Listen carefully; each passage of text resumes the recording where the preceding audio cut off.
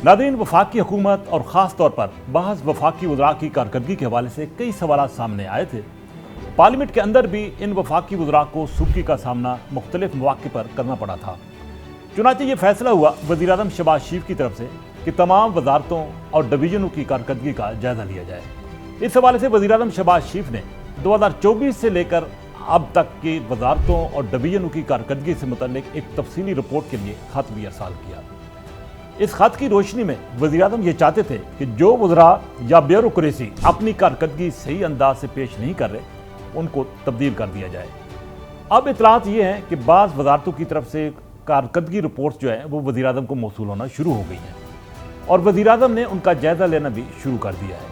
वज़ीर-ए-आज़म शहबाज शरीफ ने बाद वफाकी वज़रा के साथ मुलाकातें भी की, वज़राए मुमलिकत के साथ भी मुलाकातें भी की। इन मुलाकातों का बुनियादी मकसद और वजह यह है कि बाज़ वज़राए मुमलिकत को तरक्की देकर फुल वफाकी वज़ीर बनाना, और ये भी कहा जा रहा है कि कुछ वफाकी वज़रा जिनकी कारकर्दगी मायूस कुन रही है पिछले 2.5 सालों में, उनको काबीना से फारिग कर दिया जाएगा। इस हवाले से वज़ीर दाखिला मोहसिन नकवी ने भी वज़ीर-ए-आज़म शहबाज शरीफ की तवज्जो वज़रा की कारकर्दगी की तरफ दिलवाई थी और ये भी कहा था कि थर्ड पार्टी ऑडिट कराया जाए ताकि मालूम हो सके कि कौन सी वजारत और कौन सा वज़ीर बेहतर कारकर्दगी का मुज़ाहरा कर रहा है।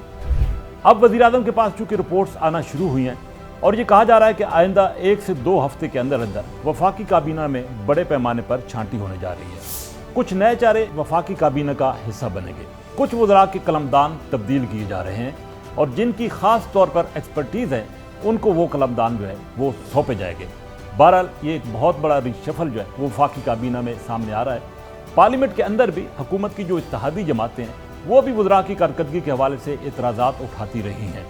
देखते हैं कि कौन सा नया चेहरा वफाकी काबीना में आकर बेहतर कारकर्दगी का मुज़ाहरा करता है और कौन सा वो चेहरा जिसकी कारकर्दगी मायूस कुन रही है गुज़श्ता 2.5 सालों के दौरान, वो काबीना से रुखसत होता है। लेकिन ये एक अटल है, हकीकत है कि अब हुकूमत ने बिलखसूस वज़ीर-ए-आज़म शहबाज शरीफ ने वफाकी काबीना के अंदर बड़ी इस्लाहात का फैसला कर लिया है और इन इस्लाहात के नतीजे में वफाकी काबीना में बहुत जल्द नए चेहरे देखने को मिलेंगे।